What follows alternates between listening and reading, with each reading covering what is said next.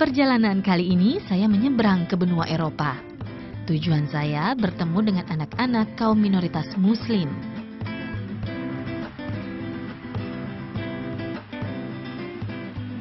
Jumlah diaspora Indonesia di negara ini termasuk besar. Diperkirakan hampir 1 juta orang, termasuk anak-anak.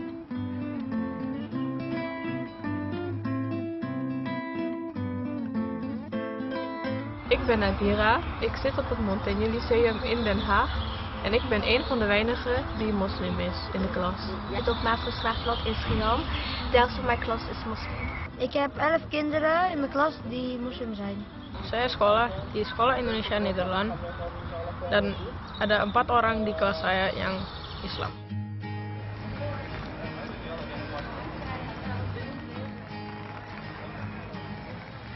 Data Gallupol 2014 menyimpulkan 75% warga Belanda memandang agama bukanlah hal penting. Sebagian dari jumlah tersebut mengaku sebagai ateis. Sementara itu, jumlah umat Islam di negara berpenduduk 16 juta orang ini hanya sekitar 1 juta orang.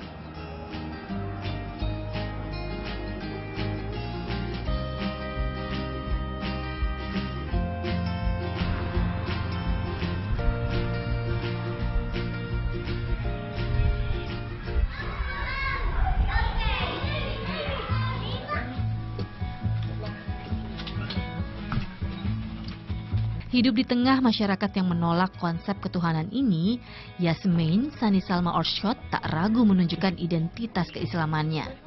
Padahal gadis belia ini bersekolah di SD Katolik KBS Dewestuk Oosterhout, Noord-Brabant. Di sekolah Yasmin hanya ada 1 orang murid beragama Islam selain dirinya. Meski minoritas, gadis penyuka warna ungu ini sama sekali tak canggung. Karin Rimslakbas, sang guru kelas, bahkan terpesona dengan kepercayaan diri Yasmin tiap kali diminta menerangkan tentang Islam.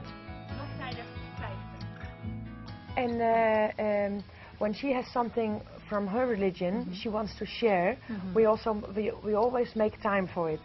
In Ramadan, Yasmin will not eat, and she tells about it, so we learn, and children try to be nice about it.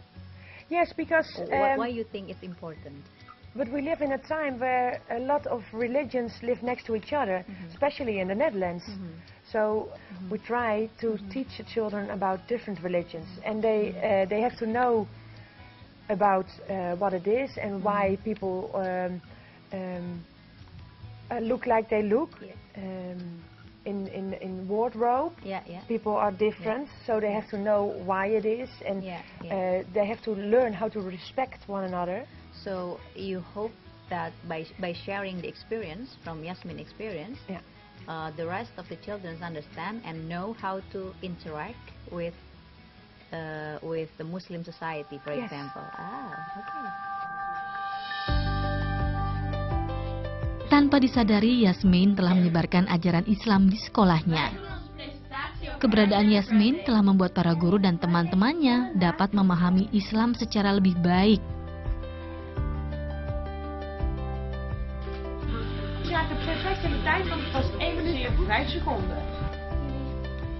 Misalnya saja aturan makanan halal. Tiap kali mengundang Yasmin ke acara pesta ulang tahun, teman-temannya selalu menyiapkan hidangan khusus bagi Yasmin. Mereka paham benar Yasmin tak mengonsumsi daging babi dan alkohol.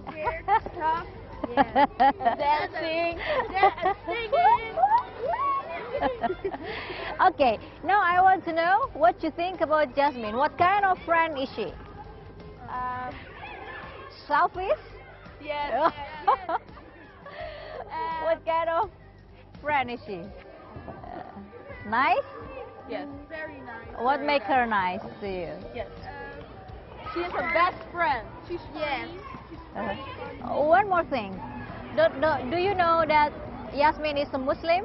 Yes. And you guys She's not normal. She's not normal.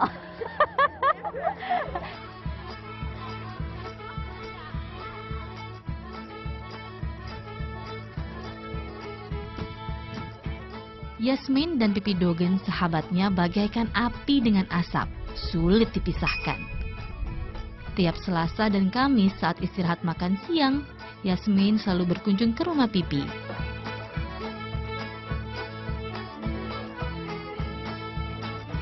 Ibunda Yasmin, Sufri Ratnasari Orskot atau Nana, mempercayakan makan siang Yasmin pada Chris Dogen, ibu Pipi. Dengan senang hati, Chris menyiapkan makan siang Yasmin. Tentu saja sejumlah aturan makanan halal telah dipahaminya. Perempuan pencinta anjing ini bahkan tak segan membeli daging sapi berlabel halal di toko-toko khusus saat memasakkan Yasmin lasagna kesukaannya. She has to eat certain kind of foods. Is it difficult for you to prepare lunch for her? No, at first yes, because you have to look at the food, what's in it. But she knows very much herself what she can and can't eat. And because she's coming regularly now, I asked Nana if it's possible if she brings her own food, and otherwise I think there is enough for her, she can eat. So no, it's not a problem. Okay, so you're just preparing what you think is good for her, but then she can select it by herself. Which good for her. And if she comes at night, then we have hot, warm food. Well, then I know she can't eat pork or So you prepare other. Well, I don't eat very much pork either. Usai makan siang, acara yang paling dinanti gadis 12 tahun ini tiba, yaitu bermain dengan anjing kesayangan keluarga Dogen, Soka.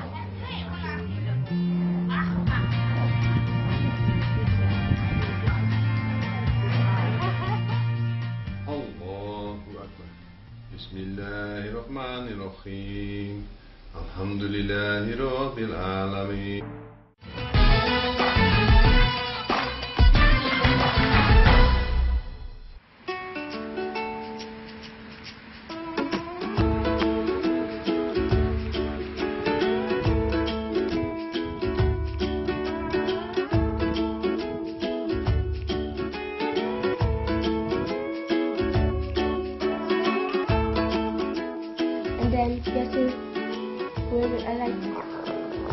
And then she's also like, so that's the sound of her playing.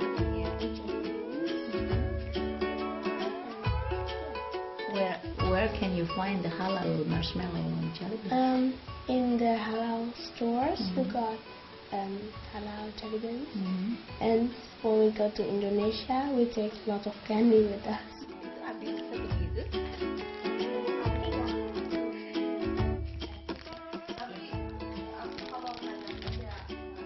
Yasmin merupakan anak kedua pasangan Peter dan Nana Orskot.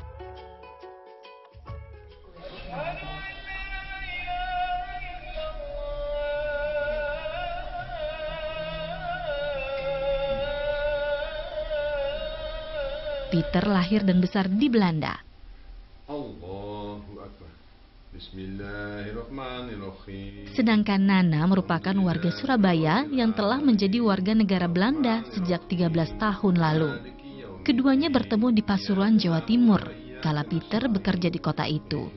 Mereka jatuh cinta dan akhirnya menikah. Sebelum menikahi Nana, Peter telah mempelajari Islam. Sampai suatu saat ia menemukan Islam sebagai jalan kebenaran. Ia pun tak ragu mengucap kalimat syahadat, menikahi Nana, dan memboyong sang istri ke negara Tulip tahun 1994. Yasmin dan sang kakak Robin buah cinta yang lahir dari pernikahan antar bangsa ini.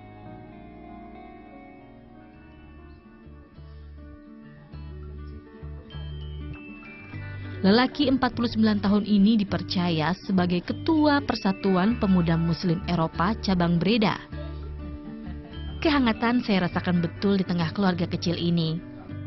A'udzu birabbin nas, malikin nas, ilahin nas, min syarril waswasil khannas. Di tengah tawa dan canda yang tercipta, kerap terselip diskusi tentang berbagai hal. Is it difficult to ask Robin and Yasmin to do sholat? Yeah. Was it? Yes. Normally Robin. But that's the most difficult thing when they're that age, because children always want to see. No, they want to see the result. If they have to do something, they want to see a result. And with Salat, no result. So you can ask anything to Allah with your problems. What you show me the way how to do it, where to go, and so the feeling is not there yet. So then it's very difficult to convince them. Better do like this. Aku punya pengalaman anak-anakku ya, terutama Robin dalam masa puber. Jangan terlalu di-push terlalu banyak. Nanti kalau umur 18 di Belanda itu kadang-kadang bisa lepas. So it's like nature, action, reaction. A very strong action for you. Have to then the reaction is very strong. But the other way. Senang kita ngelihatnya. Umur 18 tahun lari keluar rumah. Jadi kita takut itu. Segala fasilitas ibadah yang melimpah serta kemewahan sebagai kaum mayoritas seharusnya membuat kita bersyukur dengan lebih rajin beribadah.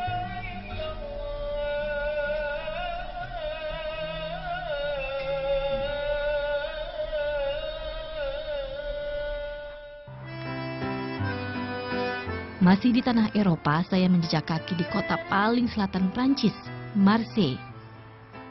Bagaimana anak-anak kaum minoritas muslim menjalani kesehariannya masih menjadi fokus saya.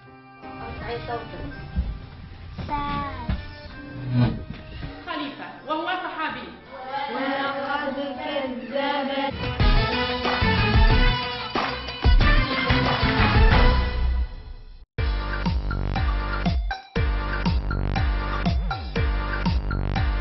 Pasca larangan menggunakan simbol agama seperti jilbab dan salib di sekolah-sekolah pemerintah, pembangunan sekolah Islam menjamur di Marseille. Peraturan itu dikeluarkan pemerintah Prancis pada 2004 lalu. Sekolah Islam didirikan untuk memfasilitasi keinginan para muslimah cilik untuk tetap berhijab. Selain itu, tentunya untuk memberi ruang bagi para siswa untuk mempelajari ilmu agama, seperti tajwid dan bahasa Arab.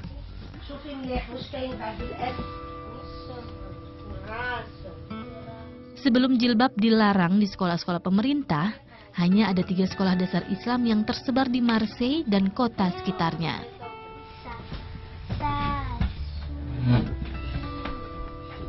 Kini 9 tahun pasca pelarangan terdapat sekitar 30 sekolah dasar Islam. Meski jumlah sekolah dasar meningkat 10 kali lipat, hingga saat ini baru ada 1 sekolah menengah Islam setara SMP dan SMA di kota ini, yaitu Ibnu Khaldun.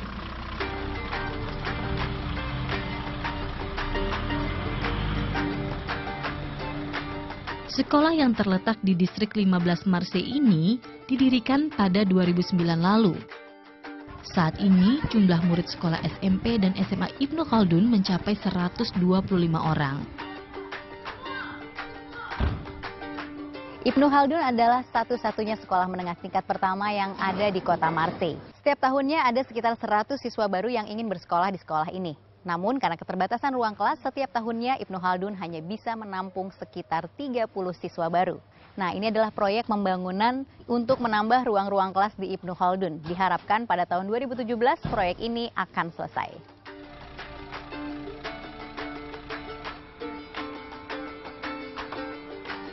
Un axe de symétrie. Ils ont toujours un axe de symétrie. C'est quoi le sommet ici?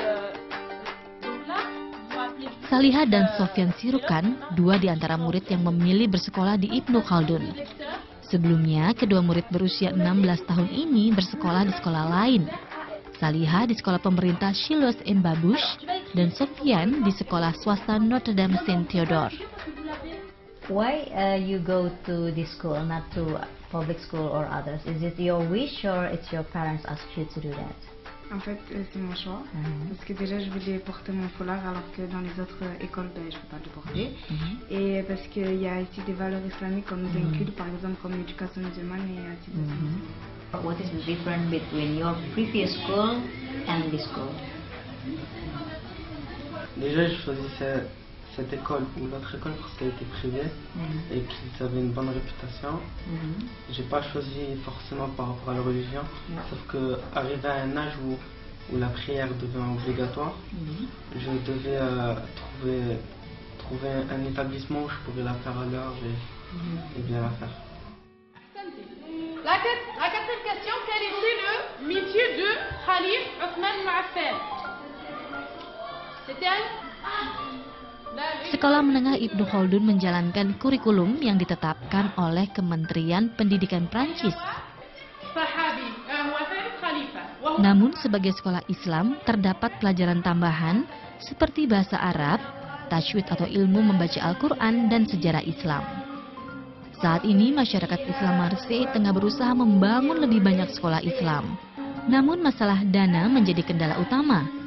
Sebagai negara sekuler, pemerintah Prancis tak memiliki alokasi dana bagi kegiatan keagamaan. Assalamualaikum warahmatullahi wabarakatuh. How are you? Alhamdulillah. Welcome. Yeah, thank you for coming here. What your expectation for the children in the next 10 years? Nous voulons leur donner des outils pour vivre correctement, à la fois fidèles à leur foi, à leur islam, à leur religion, fidèles. Ce sont des gens qui pratiquent leur religion, mais qui sont capables, avec un esprit ouvert, avec un cœur ouvert, ils peuvent vivre et travailler dans leur société. The children, do they have any problems when they have to interact or socialize with non-Muslim people? Do they have difficulties or not? D'abord, on ne parle plus d'intégration de nos enfants. Ils sont des enfants français. Okay. On ne les a pas ramenés de l'extérieur, de l'étranger, pour les faire intégrer. Non. Ils sont des enfants français. Ils sont intégrés. Ils parlent la langue française comme langue maternelle. Tout simplement, on va leur donner des chances de réussir. Maintenant, s'il y a des questions d'islamophobie, elle existe l'islamophobie un peu partout. Et les conditions de vie, ici en France, peut-être c'est meilleur que dans les pays musulmans. Je dis meilleur. Seulement, c'est à nous de construire. C'est à nous de construire des ponts entre nous et les autres. Entre nous et les autres musulmans, entre nous et les autres non-musulmans. Il faut savoir vivre. Et donc on doit construire un vivre ensemble, un meilleur vivre ensemble. Et ça, ce n'est pas à cause de la religion ou avec la religion, c'est pour d'autres questions.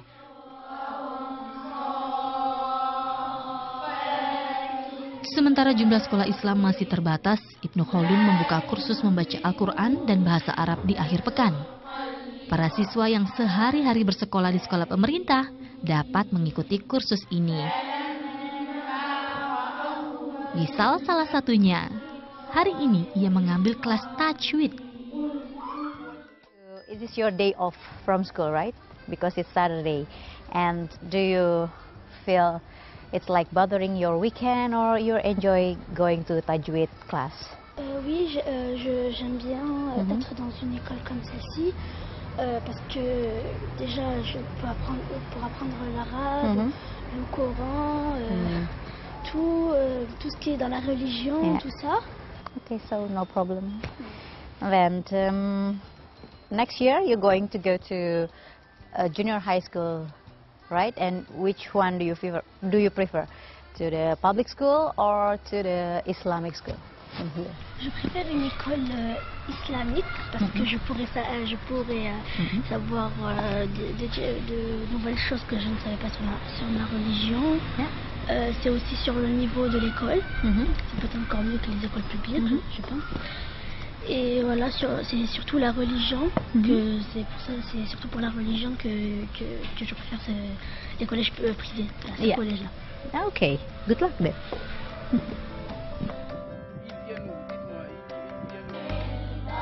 Saya sungguh terkesima dengan keteguhan iman anak-anak minoritas Muslim ini.